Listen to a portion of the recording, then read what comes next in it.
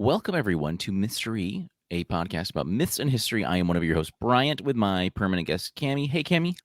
Hey, Bryant. Welcome and Happy New Year yet again to you. Yes, Happy New Year for the second time. Right. So, this is the podcast where we pick random topics, subjects, myths, and legends. And today we're going to dive into what I think has been like ramping up in the last few years in Western culture. And that's essentially the Lunar or the Chinese New Year. It's the year of the rabbit. So we're going to have a little discussion on that. I think it's been really fun this year because I've been noticing it more and more. I mean, you have too, right? Every year Yes. it being celebrated, right? I think that's because people like celebrating things. It's like I'll see, like in Japan, and they'll celebrate Halloween and Christmas more and more, even though those things don't really culturally originate there. But people like celebrating stuff, and we're actually recording this on, I believe, the date of the Lunar New Year, which is the 21st of January. This will go up shortly after. But surely you've seen, and of course, it is the year of the rabbit. If you watched the Jackie Chan Adventures cartoon when you were younger, you know all about this. Did you know? Have you ever watched that show? By the way, No, I've never seen. I didn't it was even all know about about it. that. There were these mystical like God, they were like rocks, like special carved rocks that had each of the animals on it, and each one did something. Awesome cartoon, loved it. It was wonderful. Uh, More about that later, though. So, as the podcast format goes, Cammy will give us a story related to this topic, and then I'll have a brief discussion, talking a little bit on the kind of the origins of this festival, this celebration. So, Cammy, take it away. Yeah, so I used yehong.com and wikibooks.org, Chinese Stories, The Jade Rabbit. Many years ago, when the Jade Emperor ruled the world and everything in it, he came down to Earth to find the elixir of life so that he and the other immortals could live in good health. Once there, he realized he could trust no human with the task, so he had the idea to enlist the help of wild creatures who thought nothing of their own mortality. He disguised himself as a beggar and cried out in hunger to the void of the wood. Three animals, hearing the sad cries, rushed to aid the man: a monkey, a fox, and a rabbit. He told the animals of his troubles and his increasing hunger. They all set out in different ways to find him food. The monkey came out first with his arms full of fruits for the beggar. He showed the man how to peel and eat each one, and the Jade Emperor was satisfied with the offering. The fox came second with a fish as large as himself in his mouth. He showed the beggar the fish and helped him build a fire to cook it. The fish was delicious, and the Jade Emperor was pleased. The rabbit searched all morning, at midday, and into the night, and he finally emerged from the wood with only a bit of grass that he could carry. Realizing the beggar could not eat it, he saw the fire the fox helped build, and he threw himself into it, crying for the beggar to eat him. But the Jade Emperor was quick to grab the rabbit before he touched the flames. He wept at the sacrifice this creature was willing to make and showed his true form to him. And to reward him for his sacrifice, he sent him to the moon to live with the moon goddess and help make the elixir of immortality forever. You can see upon the moon his shadow with his pestle in hand pounding the herbs that healed the earth, the universe, and all of its creatures. That's cool. I saw. I won't go too far into it. I did see that there were some like stories attesting to like the Jade Emperor connecting and having these like old stories where he did like trials and tribulations, and there one of the biggest ones was a race, I believe. Like he had all the animals race, and I don't think that's very fair because clearly some are better than others Right. naturally. Like, but no, that's wonderful. That was a great story. I don't know if I saw that one in particular, but it does a great way of like encompassing all that. Yeah. So I, I like I said, I this has been becoming more increasingly popular. I think if anyone uses the popular gaming platform Steam, one thing like the last few years they've been doing a Lunar New Year sale. Oh, So we'll wow. have I like didn't know about that. yeah, we'll have like a New Year's sale, like right, like we'll have a Christmas sale, then it kind of like a New Year's sale, and then a couple weeks later, and it's usually cool. They usually have like themed. Steam will change its like storefront and stuff like that, and then they've got it changed right now for it, and it's really cool. And they'll have special little things and tons of things too. The new Pokemon game came out. Pokemon Scarlet and Violet came out last Hmm. November, and they do these cooperative raid battles where you and 3 people come together to fight like one kind of powered up monster or Pokemon, and they brought back a rabbit one, Oh wow, okay. to in honor of the year of the rabbit, and tons of other things are doing that too. Tons of other games are jumping in on it. So like I said, I think people just really like celebrating it, and there is a really long historical culture here. Not as the zodiac itself. So there's 3 topics here really. There's the Chinese zodiac, the Chinese New Year, and then the rabbit being a part of that Chinese zodiac. The rabbit being a part of the Chinese zodiac isn't anything kind of crazy. There's no crazy story there. The Chinese zodiac itself is a pretty kind of standard cyclical calendar system with 12 assigned animals, which matches our own. The big thing is that they the 12-part cycle corresponds to years rather than months, unlike ours. And the Western zodiac doesn't include only animals. The Chinese is only animals, but it's interesting to see a lot of the calendars that do get made Do you know astronomically. your animal? No, I don't actually. I'm a cock. Oh, that's nice. Yeah. No, I I didn't even think about that. I gotta look it up because it's yearly based too. So I'd have to type in October of '92. But yeah. Oh, and here we go. So from Wikipedia, an ancient folk story called the Great Race tells that the Jade Emperor decreed that the years on the calendar would be named for each animal in the order they reached him. To get there, the animals would have to cross a river. Oh, okay, I guess that kind of evens it out. So when the ones that don't know how to swim, they're like, oh crap, and then the ones that catch up that can swim, it works out.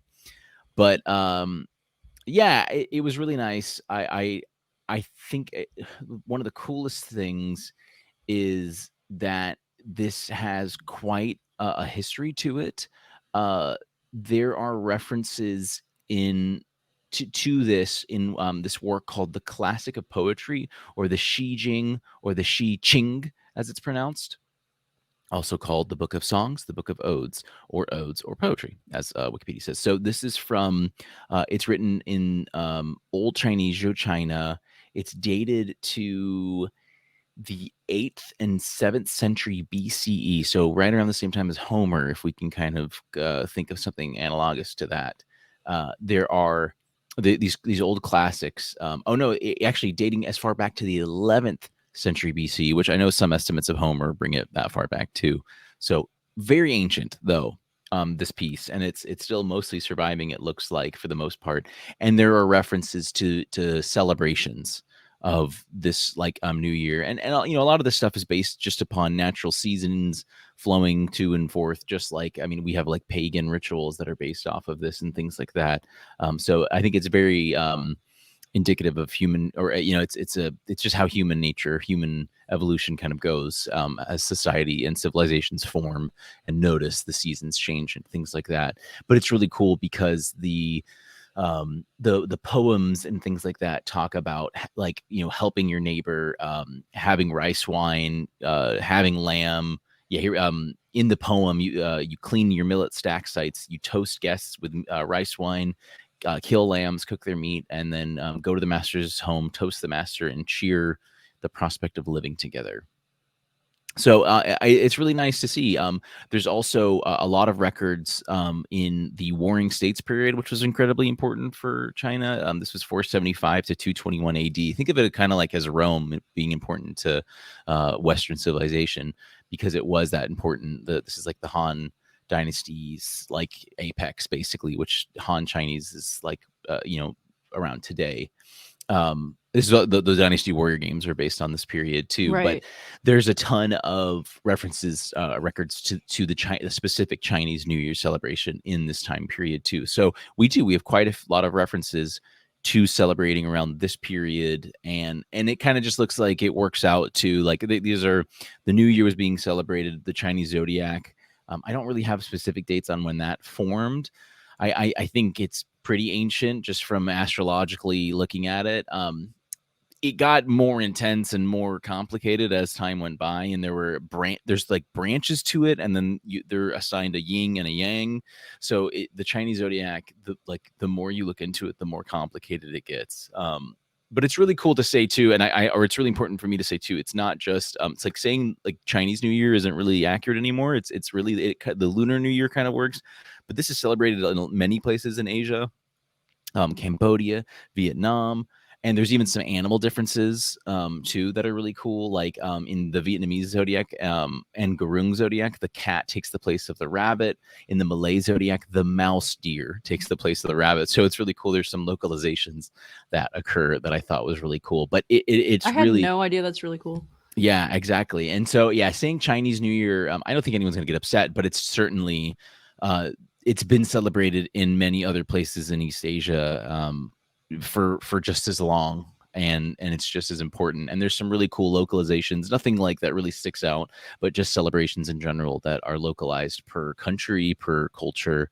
And it's fun, yeah. And it just happens to be too that the 12, like I said, just like how Western zodiac has 12 cycles, the Eastern zodiac does as well, and it has some really cool things to it. So yeah, it's just a fun way to go, and it's, I think, it's, like I said, super important today. I'm getting tons of like I'm emails, and I think video games are pretty imbued west and east, but I think I'm seeing it in other places that I didn't expect to see it, that are like celebrating it and talking about it. You can find things at Target, that are celebrating it and talking about it. So it's kind of cool to see, and I enjoy that. I like this podcast likes to explore other cultures and rituals and things like that, and I think it's fun to see it go out there. I think I remember talking about it a little bit when I was younger, in class. Back when it was kind of exclusively referred to as the Chinese New Year.